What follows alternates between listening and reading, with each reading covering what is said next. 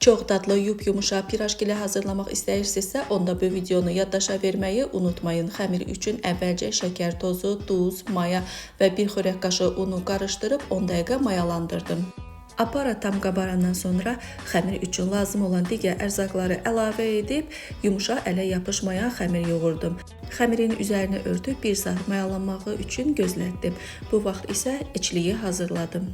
İçlik üçün isə suda bişmiş kartofun üzərinə yağda qovrulmuş soğan, ədviyyatla və xırda doğramış keşniş əlavə edib qarışdırdım. Mayalanmış xəmiri kündələrə ayırıb, içərisinə kartof yerləşdirib pirajkiləri hazır etdim. Pirajkiləri bol qızğın yağda qızartdım.